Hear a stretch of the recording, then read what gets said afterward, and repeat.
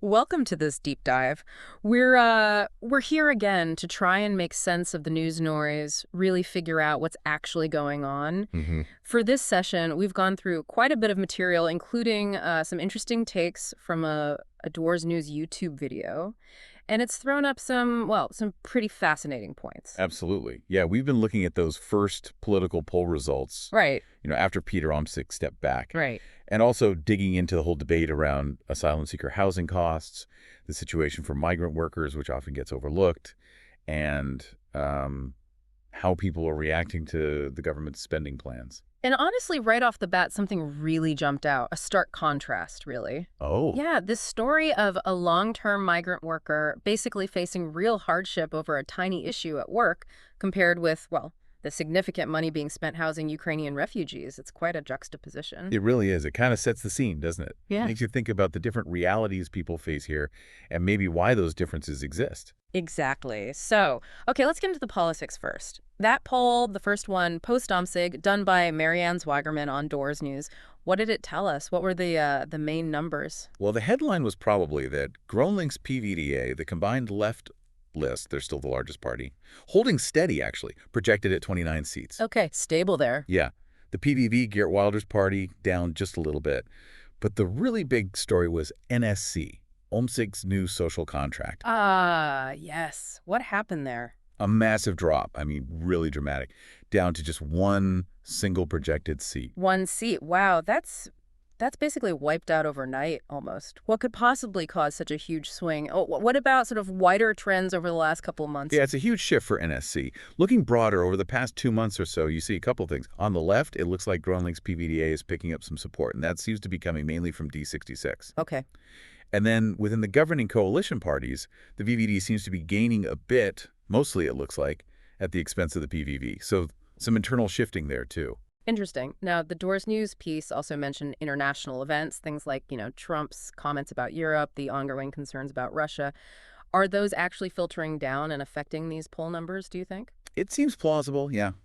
The analysis suggested these things are probably playing a role, Yeah. especially when you look at opinions on defense spending. Right. That increased feeling of uh, instability geopolitically, Right. it likely pushes national security and defense higher up the agenda for voters. It makes sense. And those NSC voters, the ones who backed Omtzigt initially, where have they gone now? Now that the party is, well, the source called it de facto self-dissolved. Right. Well, a big chunk, a significant portion, are now saying they back the CDA, the Christian Democrats. Yeah, okay. Yeah. Back to the roots for some. Sort of.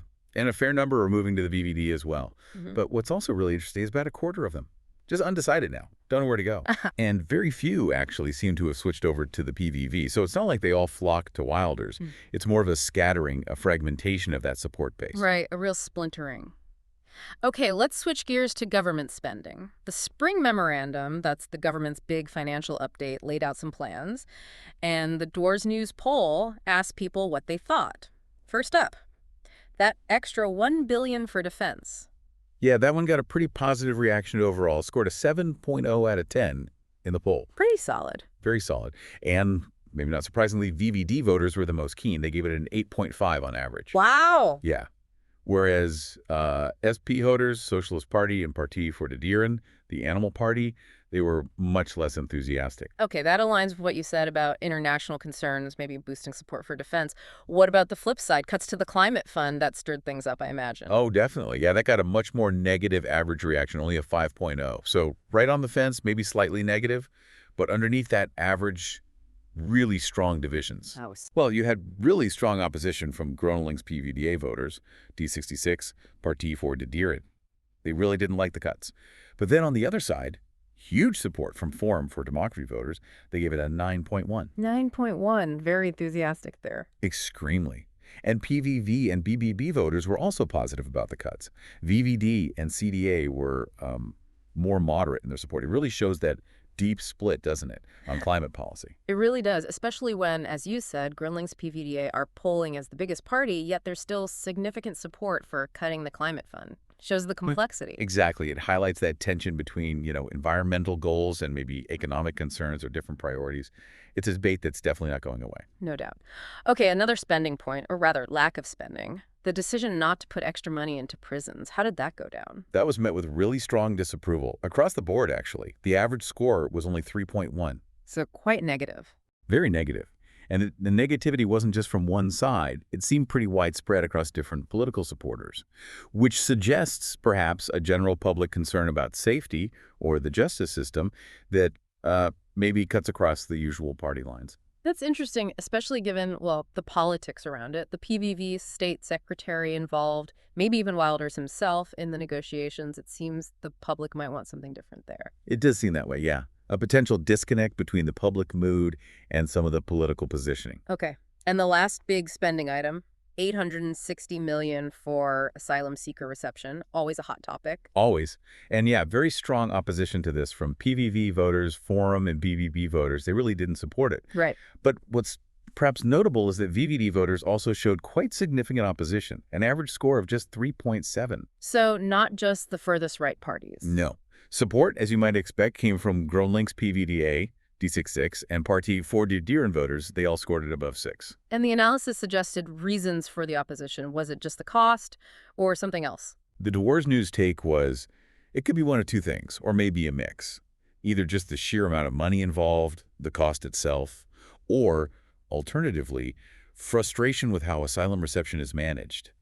A feeling that it's poorly organized, perhaps inefficient. Right. Both seem like, well, understandable viewpoints for different people to hold. Okay, let's loop back to that really powerful contrast we mentioned at the start. The migrant worker, Julia, versus the housing for some asylum seekers. Can you tell us a bit more about Julia's story?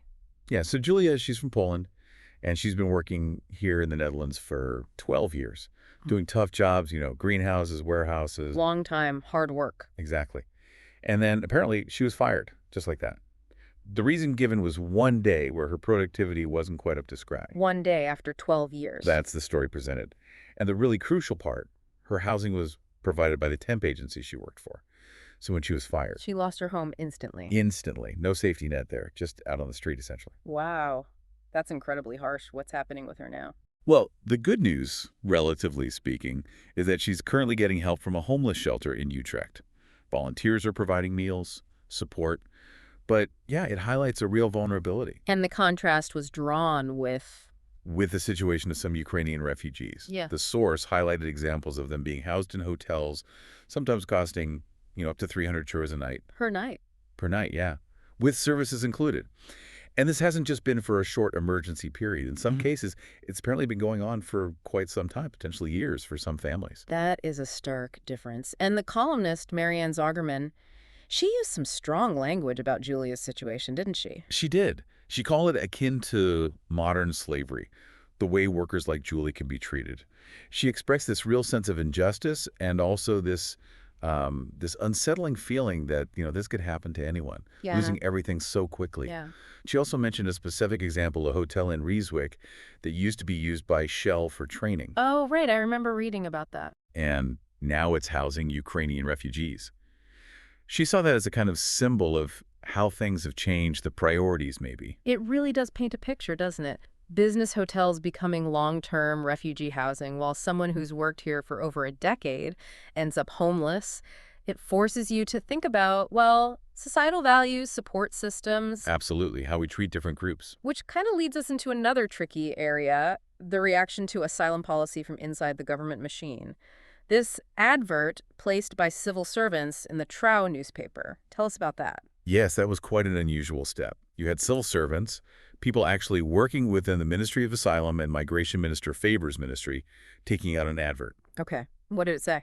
It expressed support for the volunteers who work with asylum seekers here.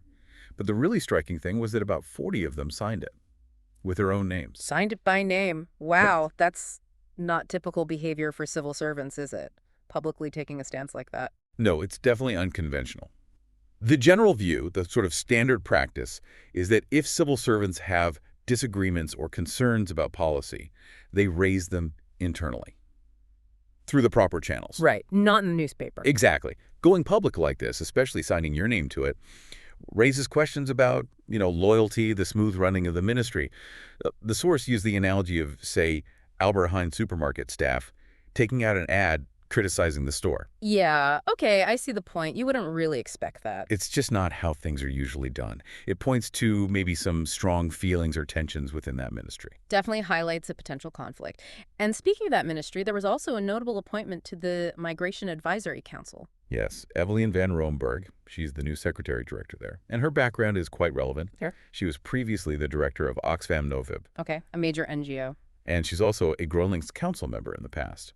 So given that background, her appointment could potentially create an interesting dynamic, shall we say, with Minister Faber.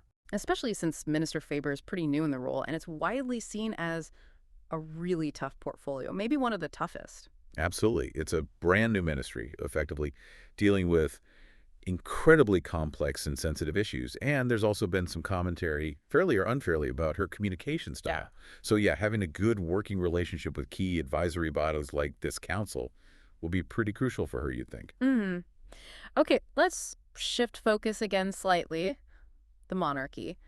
Always gets pulled, always sparks some debate. What's the latest sentiment on keeping the monarchy? Well, overall support seems pretty solid still. The average score for the Netherlands remaining a monarchy was over 6 out of 10, so decent backing. But I guess that average hides some variation. It does, yeah. Yeah. When you look at supporters of different parties, you see some real contrasts. Who are the least keen? Forum for Democracy voters gave it a very low score, just 2.3.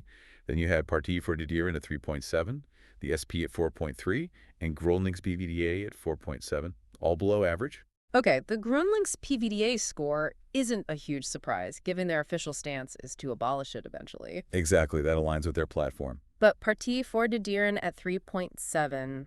Any theories there? The Jors News piece had an idea, didn't it? Yeah, the suggestion was it might be linked to the king's hunting activities, which obviously doesn't sit well with a party focused on animal welfare. Ah, right, that makes sense. Plausible connection. Definitely.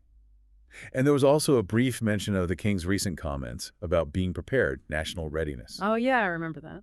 And just some slight speculation, really, about whether those kinds of statements might subtly shift how people see the monarch's role, maybe connecting it subconsciously to leadership in uncertain times. Just a thought raised. Interesting how many different things can feed into public perception there. Right, before we wrap up, maybe just quickly touch on the polling itself. For listeners interested in how these numbers actually come about, what's the method? Sure. So these are online polls run using a large panel of volunteers. It's about 25,000 people, I think. Wait, quite big. Yeah. And they know quite a bit about these people already. Demographics, political leanings, things like that. For any specific poll, like the one we've been discussing, they select a sample from this larger panel. Over 5,000 people participated in this particular one. And how do they select them? Is it random? It's selected with political preference in mind, trying to get a decent spread initially.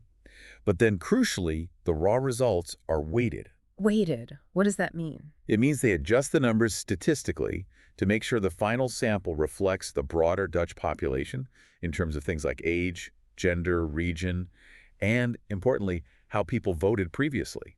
So it's not just raw numbers from volunteers. It's adjusted to be representative. Got it. So it aims to be a more accurate snapshot. Exactly. And they don't survey everyone on the panel every single time. They also track things they call transition indicators, basically, seeing how many people who voted for Party X last time still plan to vote for them now. It helps them spot trends and shifts over time. Okay, so quite a bit goes into it. Right, well, looking back over everything we've talked about, it's clear there are some major currents running through Dutch society right now. Political shifts, definitely. The landscape is certainly moving. These really divided opinions on big spending questions, like climate versus other priorities, and then these very powerful human stories emerging from the migration and labor debates. And that initial contrast we keep coming back to, Julia's story versus the hotel costs for refugees. Yeah. It really does stick with you, doesn't it? It sort of forces a reflection on, well, fairness, priorities, how the system works for different people. Absolutely. It leaves you wondering, really, when you take all these pieces together, the polls, the spending debates, the personal stories, what does it all say about the Netherlands right now? What are the underlying values or anxieties that these things reveal? Definitely something to mull over. Food for thought, for sure. Well, thank you for joining us on this deep dive, and thanks to you for listening. Oh, thank you. And just a heads up, we're keeping an eye on upcoming research around pensions. That's obviously a huge topic for so many people, so that might well be where we focus our next deep dive.